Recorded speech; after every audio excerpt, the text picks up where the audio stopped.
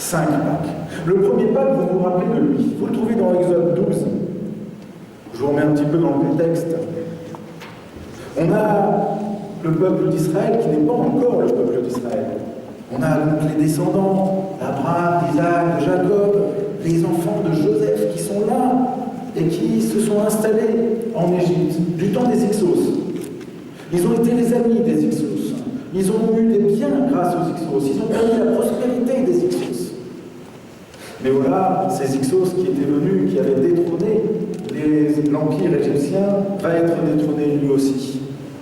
Et alors que les Hyksos avaient monté leur royaume dans le nord de l'Égypte, il va falloir retrouver des esclaves et des gens à servir pour reconstruire la grandeur de l'Égypte d'avant leur temps. Et ceux qui étaient les amis des Hyksos, ceux qui avaient reçu leurs biens, tout à coup vont devenir ceux qui vont devenir la première main-d'œuvre des royaumes égyptiens.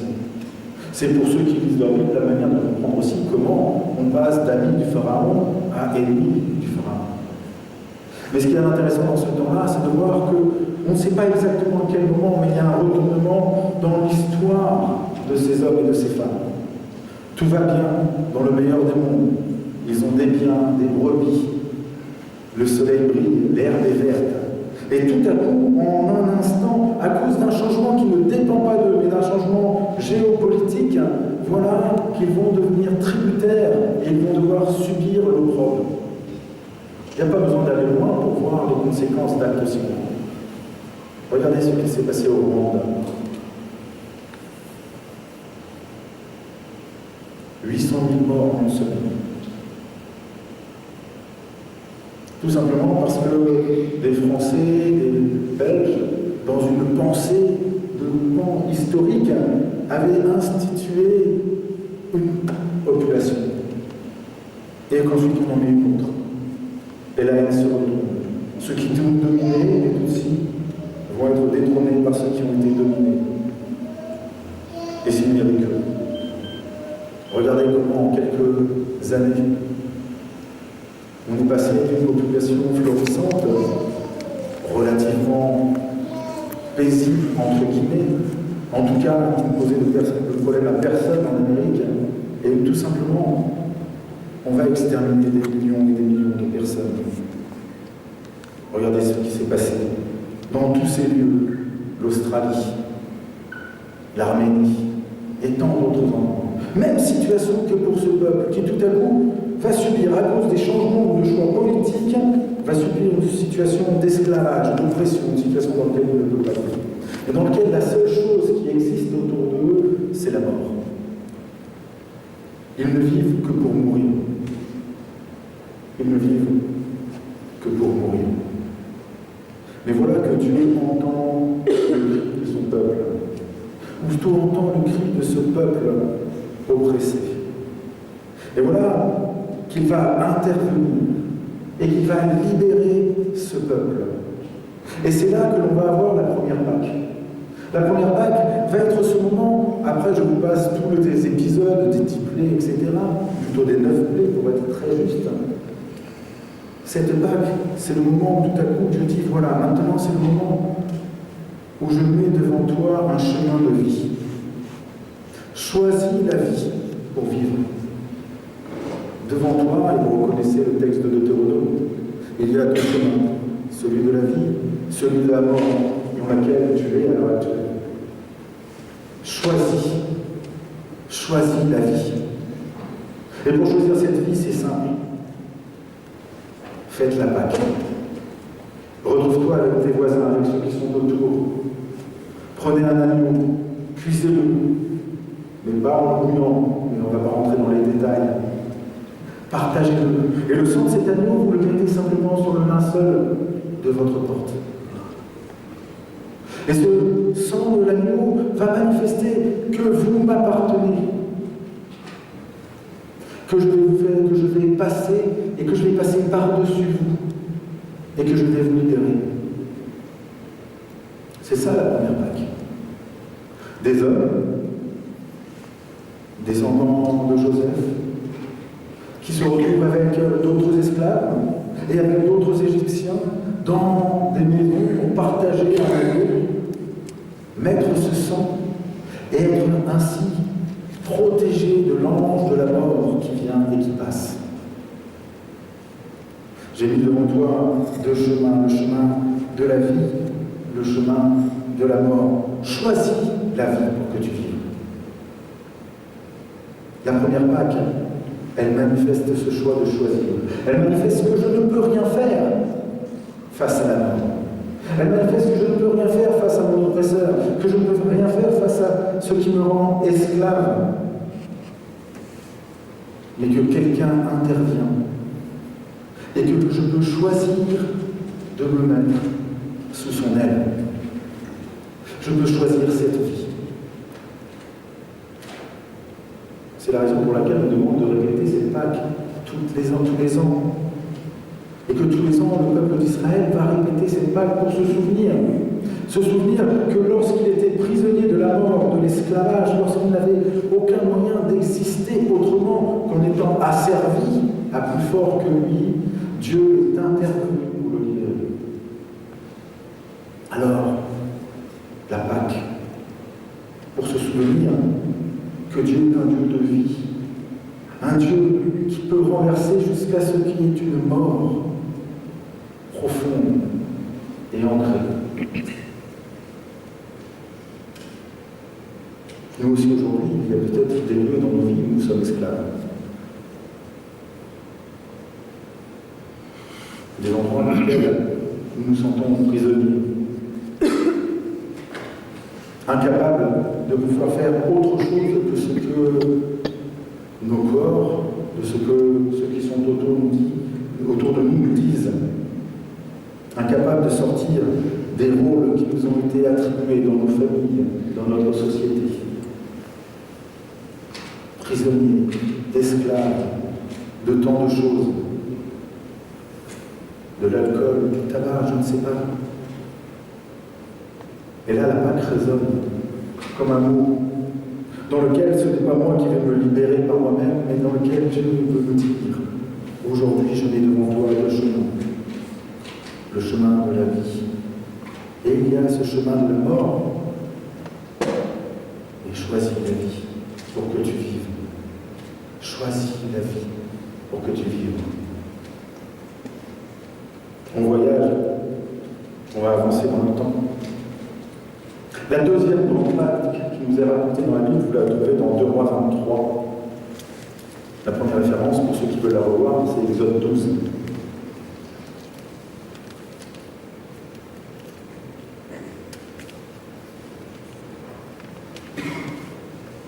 Et voilà ce que l'on lit à partir du verset 19.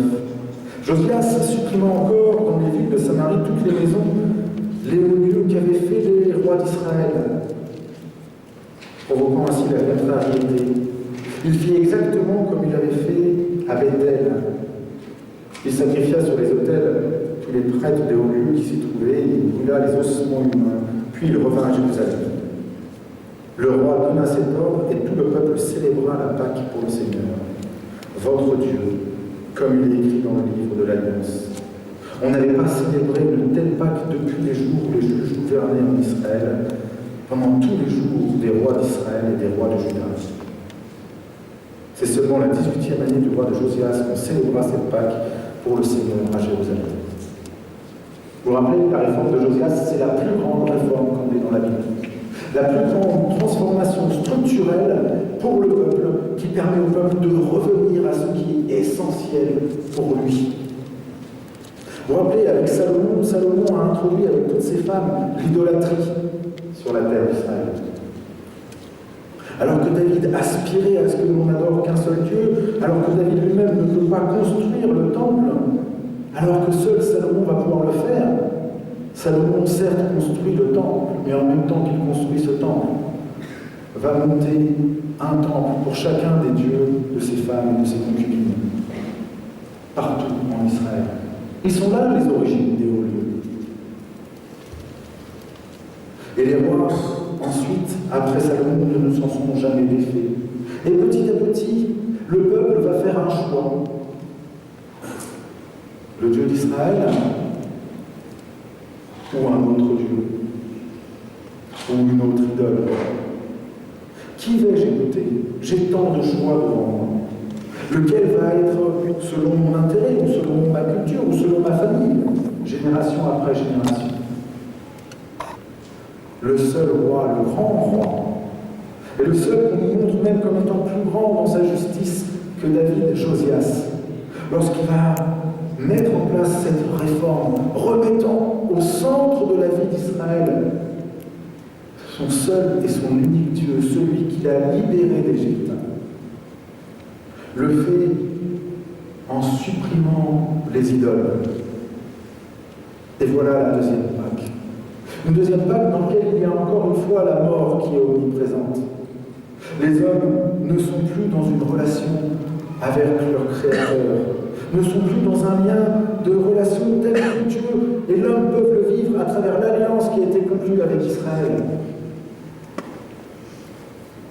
Et on ne va pas demander au peuple de décider de quoi croire. Il croit en ce qu'on lui dit de croire. Et voilà que face à cette nouvelle oppression, cette nouvelle mort, qui n'est plus celle de l'esclavage, mais celle de l'idolâtrie, celle de nos choix, celle de ceux que nous choisissons, cette fois-ci, pour nous dire qui nous sommes, il va y avoir une nouvelle Pâque. Une nouvelle foi va résonner. Il y a devant toi deux chemins. Le chemin de la vie et ce chemin de la mort. Tu n'as qu'un seul choix à faire, celui de la vie. Saisis la vie. Quitte ces idoles. Détruis ces hauts lieux. Et simplement célèbre ton Dieu. C'est facile de rejeter à Israël le fait d'aller adorer dans les hauts lieux. Qui adorons-nous aujourd'hui dans notre société? Qui dirige nos vies? Qui crée en nous de la joie ou de l'inquiétude? Notre relation aux hommes? Notre relation à Dieu? Notre relation à l'argent? L'inquiétude que nous pouvons avoir par rapport à ça? À qui avons-nous donné le droit de nous dire qui nous sommes, de nous définir? Une appartenance sociale, une réussite professionnelle? À qui avons-nous donné le droit de nous dire qui nous sommes? La Pâque intervient encore une fois ici. C'est ce regard bienveillant de Dieu, plein d'amour, plein de grâce, qui a su déjà libérer son peuple et qui vient profondément réformer le cœur de Josias et du peuple, que je peux laisser rentrer aujourd'hui, comme la vie dans ma vie. Laisser Dieu être celui qui me dit qui je suis. Laisser Dieu être mon miroir. Et un miroir bienveillant parce qu'il voit en moi une créature merveilleuse. Il voit en moi un être à aimer. Je vais même plus loin. Il voit en chacun d'entre nous un être parfait, pleinement sauvé et sous la grâce.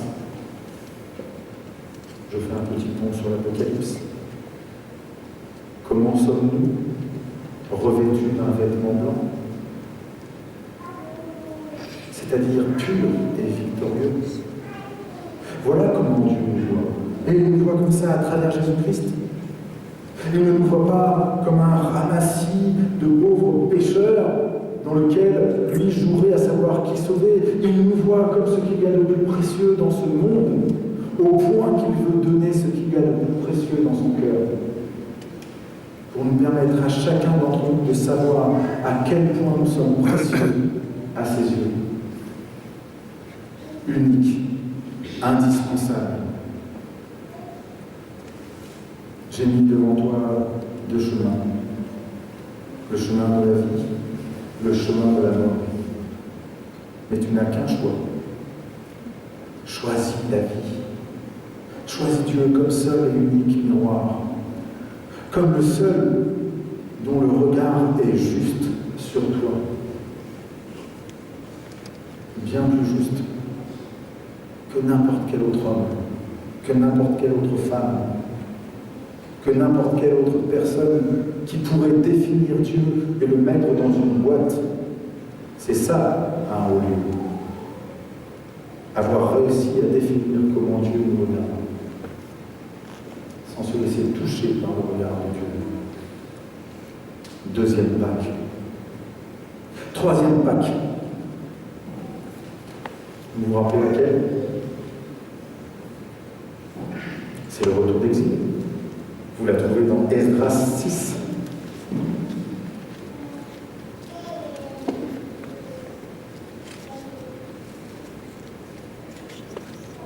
Et on va la célébrer lors de l'inauguration du nouveau temple. Esdras 6, verset 14 et suivant. Et les anciens de Judée bâtirent avec succès selon la parole prophétique d'Agé le prophète et de Zacharie, fils d'Ido. Ils bâtirent et restaurèrent d'après leur ordre du Dieu d'Israël et d'après l'ordre de Cyrus et de Darius et d'Artaxerxès, roi de Perse. La maison fut achevée le 3e jour du mois d'Adar, dans la 6e année du règne de Darius. Les Israélites, les prêtres et les Lévites et le reste des exilés firent l'inauguration de cette maison de Dieu dans la joie. Ils offrirent pour l'inauguration de cette maison de Dieu 100 taureaux, 200 béliers, 400 agneaux, et pour le péché de tout Israël, 12 boucs d'agneaux des tribus d'Israël. Ils installèrent les prêtres selon leur division, les Lévites selon leur classe, pour le service de Dieu à Jérusalem, comme il est écrit dans le livre de Moïse. Les exilés célébrèrent la Pâque, le 14e jour du 1er mois. On célèbre la Pâque parce que le temple est reconstruit. Là encore, on a une histoire de mort. Elle est presque à l'inverse de celle de l'Exode. On pourrait même presque dire à l'inverse. Elle commence par le fait que le peuple est parti en déportation. Elle commence par le fait que, à force d'exactions, tout simplement Babylone a envahi. Non pas Israël, parce qu'Israël n'existe pas dans le cœur de Babylone, mais l'Égypte. Et que pour aller jusqu'à l'Égypte, on passe par Israël. Et que grand malheur a été pour Juda de vouloir s'allier à l'Égypte. Il s'est allié au perdant. Babylone arrive, et en traversant tout simplement Israël, qui est le lieu de passage dans cette confrontation de puissance qui existe entre Babylone et l'Égypte, elle va ramasser son dû et son gain, tout simplement comme on fauche le blé dans la moisson. Et le peuple va partir. C'est 150 ans après déjà le fait que 10 des tribus soient parties dans différents endroits, que ce soit en Égypte, que ce soit dans le nord, en Babylonie, en d'autres endroits, et qui ne reviendront jamais. Voilà qu'en 2 temps, le peuple va partir. En 2 temps, le peuple va être déporté. Il ne restera que quelques ouvriers agricoles dans le centre d'Israël, autour de Jérusalem. Et ce peuple qui part pour être les serviteurs, les esclaves, non pas esclaves comme on l'entend dans la traite ouvrière, mais les serviteurs. C'est une pratique qui existe depuis plus de 150 ans. On conquiert un pays et on se sert en main-d'œuvre. Et on amène ce peuple tout simplement à Babylone. C'est là qu'on a ce passage magnifique de Jérémie, vous vous souvenez? Jérémie 29 qui nous dit: parce que j'ai des projets de paix, non de malheur pour toi, dit l'Éternel, afin de t'assurer un avenir et une espérance. Des projets pour dire au peuple, non pas tu vas un jour retourner en Israël, parce qu'aucun de ceux qui sont partis ne reviendront, donc très très peu. Daniel, entre 16 et 18 ans, ne reviendra pas. Les amis de Daniel ne reviendront pas. Mais la parole de Jérémie va s'ancrer dans leur cœur, leur permettant à chacun de pouvoir s'investir dans la cité et voir que la grâce de Dieu n'est pas simplement dans l'espérance qu'un jour ça ira mieux, mais de l'investir aujourd'hui. Et là aussi, il va y avoir un changement de pouvoir. Là aussi, tout à coup, les beaux pieds de ceux qui viennent des montagnes du nord, montés sur leurs cavaliers noirs, vont déferler sur Babylone. Et à l'Assyrie succédera à l'Assyrie. Mais c'est pas la même orthographe. Ne me demandez pas dans quel sens, je confonds toujours les deux. Et l'apostrophe, là, voilà, les spécialistes le diront mieux que moi. Et tout à coup, on reconstitue le pays. On rétablit le pays. Et en rétablissant le pays, on ne se pose pas la question de qui était le serviteur de qui ou pas le serviteur de qui. On regarde qui peut me servir et qui peut trouver une place juste pour réédifier un pays grand et puissant. Et c'est ainsi qu'Israël va retrouver pleinement sa place. C'est dans ce cadre qu'on a l'histoire d'Esther. Très certainement, mais je ne mettrai pas ma main au feu, la grand-mère de Darius, le fameux. L'histoire qui va se retourner, cette fois-ci à l'inverse de ce qui s'est passé en Égypte, qui fait que tout à coup le cœur de l'homme danse dans le pays dans lequel il va devenir de plus en plus propice à permettre à l'homme de se retrouver avec lui-même. Jusqu'à ce décret qui permet enfin de pouvoir rentrer, reconstruire un temple avec Esdras, reconstruire une ville avec Néhémie. Et le peuple se reconstruit. Et en se reconstruisant, il fête cette Pâques. Encore ce passage de la mort à la vie. Mais cette fois-ci, il n'est plus question ni d'idolâtrie, ni d'esclavage. Parce que, comme nous le savons aujourd'hui, nous sommes le temple du Saint-Esprit. Il est question de la reconstruction de notre identité profonde, l'identité du peuple d'Israël qui tourne autour du temple. Et que le peuple qui ne peut exister en dehors de cette relation au temple.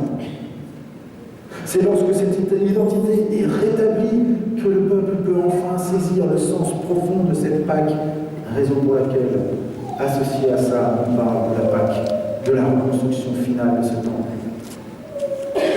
Pour nous aujourd'hui aussi, il y a cette promesse à travers la Pâque d'une reconstruction profonde de notre être, de tout ce que nous sommes, de tout ce qui nous constitue, de notre personne en elle-même. Vous êtes le temple du Saint-Esprit. Le temple n'est plus un lieu dans lequel nous nous rendons, n'est plus un moyen pour pouvoir parler, permettre à Dieu d'être présent parmi nous. Le temple devient proprement notre corps. Nous reconstruire. On a prié tout à l'heure pour nos frères et sœurs qui sont atteints par la maladie, qu'elle soit physique ou psychologique. Peut-être c'est votre cas aussi. La Pâque est là pour nous rappeler qu'elle n'est pas une fatalité et que cette mort n'est pas une fatalité. Ni cette maladie, ni ce lien à soi, mais que la vie que Dieu nous donne, la vie que Christ a pris et proclamée à la croix en la laissant vide comme le tombeau, vienne résonner comme un temple que nous pouvons reconstruire. J'ai mis devant toi deux chemins. Il y a la mort. Cette mort sur toi, cette mort sur qui tu es, sur savoir ce que tu fais dans ce monde, pourquoi tu es, et la vie. Choisis la vie pour que tu vives. Nous arrivons à la quatrième. La plus dure de toutes. C'est celle de Jésus. C'est celle qu'on célèbre aujourd'hui. Il y aurait beaucoup de choses à dire sur celle-là. Mais dans ce moment de Pâques, il y a un moment qui m'a particulièrement touché. Alors que Jésus a quitté ses disciples, a quitté la chevauche, qu'il est parti avec ses disciples, qu'il va prendre avec lui les trois fidèles, Pierre, Jacques et Jean, voilà qu'il va prier dans le jardin. Père, ôte de moi cette coupe. Par 3 fois, Jésus va prier. Et par 3 fois, Dieu restera silencieux. Pourtant, on sait que Dieu sait parler. On sait que Dieu sait répondre aux prières. On sait que Dieu est même intervenu sous la forme d'une colombe pour proclamer réclamé son Fils à 2 reprises. On sait que Dieu répond à la prière de son Fils pour la guérison des autres. Mais voilà que lorsque Jésus est au plus profond de la prière, la plus intense qui puisse exister, celle dans laquelle Jésus, face à la mort, à sa propre mort, face à sa propre destruction, crie à Dieu que cela n'intervienne pas, le ciel reste silencieux.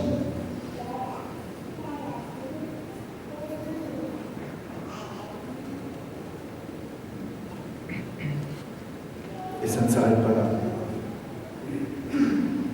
Non seulement le ciel va rester silencieux, mais au moment où Jésus poussera son dernier soupir, il sera pleinement abandonné de Dieu.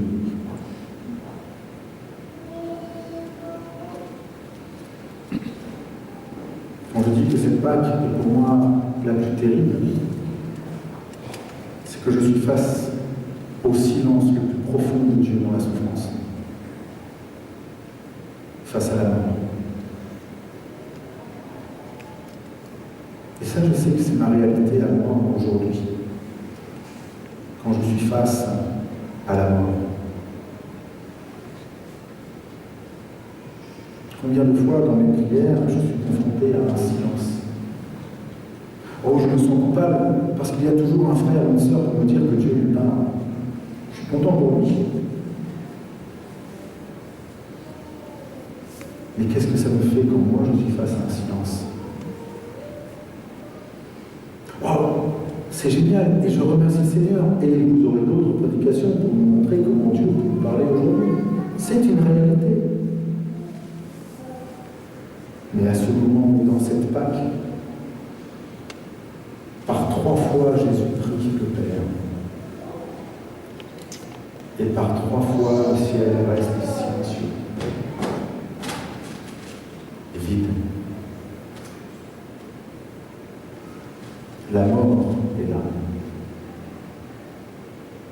La mort est là. Et voilà qu'au 3e jour,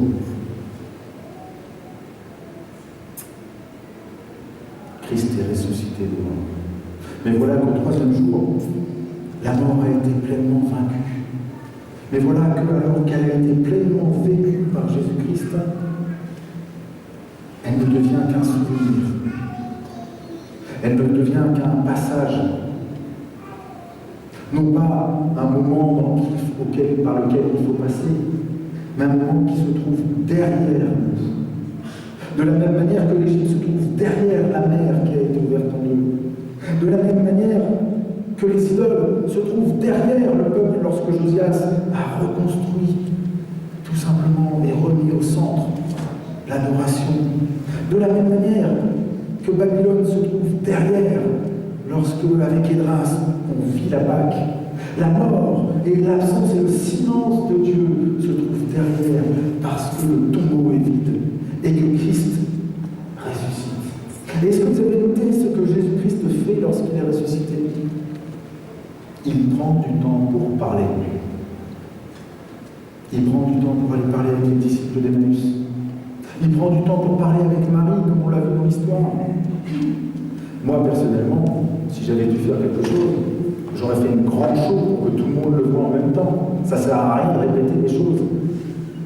Non, Jésus, il prend le temps d'aller parler à ceux qui sont dans le silence de la mort.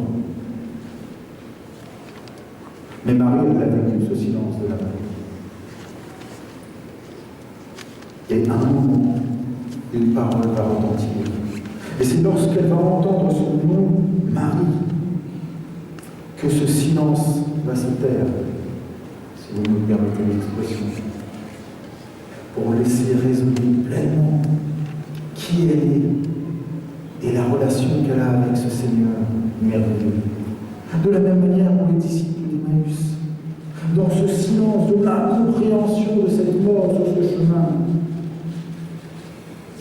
avec toutes les paroles qui viennent de Jésus, qui passent une journée entière avec eux. Il ne passe que 40 jours avec ses disciples, dont un juste avec 2. Et tout tout à coup, le silence va se taire lorsqu'il va rompre le pain et qu'ils le reconnaîtront. Il a fait son show, il a parlé à ses disciples. Il en manque un. Si un d'entre vous va à la réunion de prière, tant pis pour lui. Jésus, non. Pour un seul qui n'était pas là, il revient et recommence. Pour lui apparaître à lui et pour, à un moment de sa vie, faire taire le silence. C'est ça, Pâques.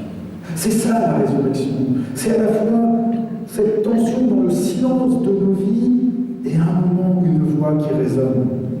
Mais cette voix, elle ne résonne pas avant le silence. Elle résonne à un moment, et nous ne savons pas quand. Il s'est passé des siècles en Égypte.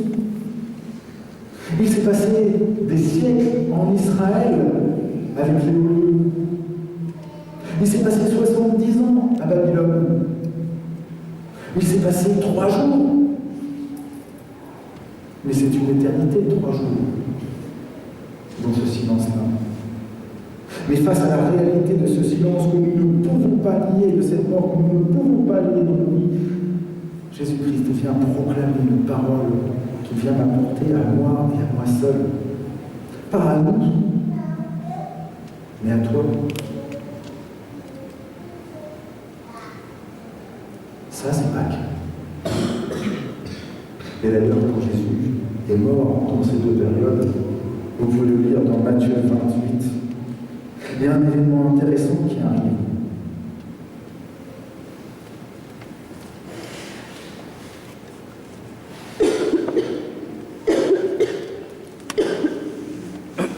Depuis Matthieu 28, le 27, 45. Depuis la 6e heure jusqu'à la 9e heure, il y eut des ténèbres sur toute la terre. Et vers la 9e heure, Jésus cria, Élie, Élie, lama sabachthani. C'est-à-dire, mon Dieu, pourquoi m'as-tu abandonné? Quelques-uns qui étaient là l'entendirent et dirent, voilà qui appelle Élie. Aussitôt, l'un d'eux courut prendre une éponge qu'il remplit de vinaigre, la fixa à un roseau pour lui donner à boire. Mais les autres disaient, laisse, voyons si Élie va venir le sauver. Jésus poussa encore un grand cri et rendit l'esprit. Alors, le voile du temple se déchira d'en haut jusqu'en bas. La terre trembla, les rochers fondirent et les tombeaux s'ouvrirent.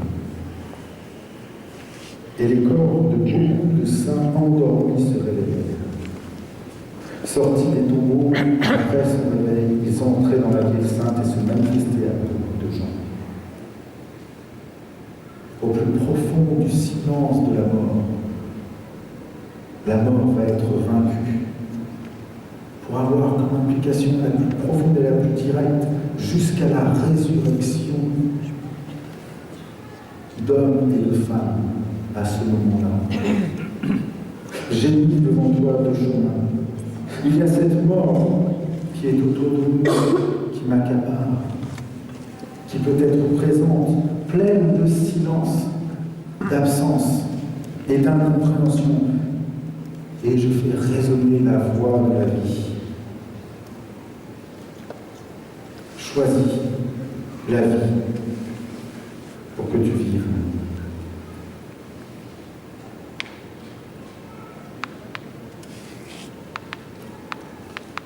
Et je vais vous parler de la dernière Pâque. La dernière Pâque. Vous la trouvez dans l'Apocalypse 21.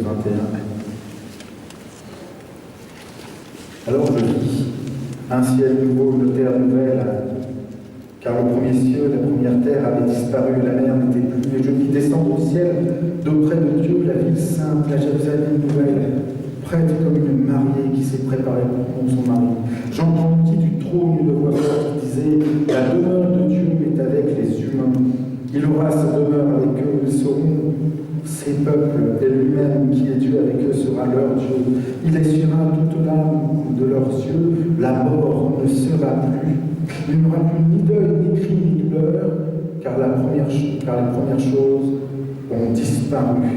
Celui qui était assis sur le trône dit, de tout je fais du nouveau, et il dit, écrit, car ces paroles sont certaines et vraies.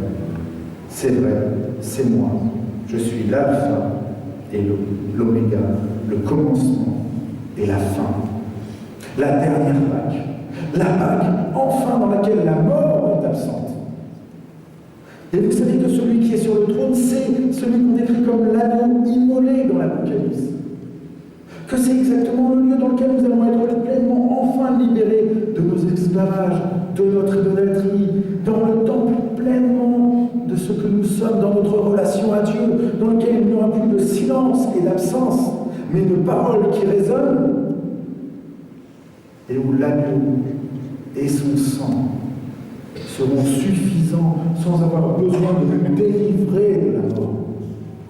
Et c'est pour ça que c'est la dernière Pâque. Non pas une Pâque qui finit quelque chose, mais qui nous ouvre à un monde nouveau, qui nous ouvre à une vie nouvelle, une vie que nous avons à saisir en espérance, ce moment où justement la mort n'existera plus.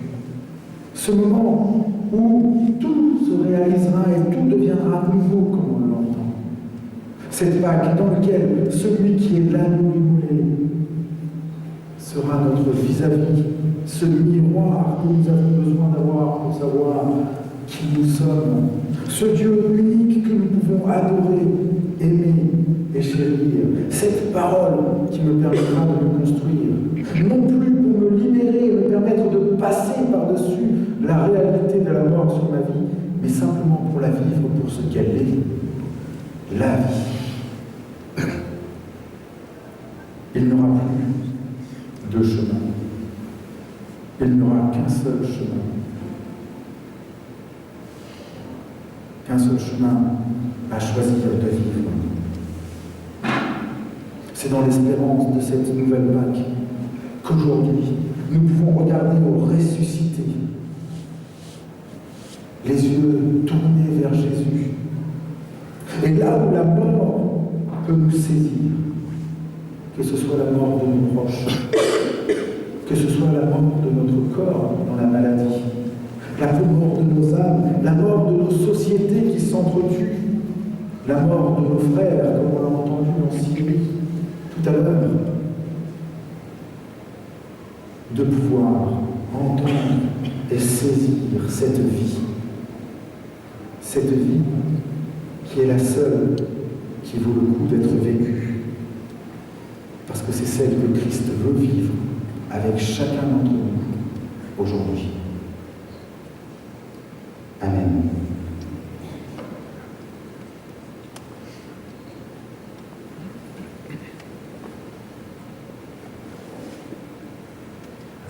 Je vous invite à prendre un moment de silence.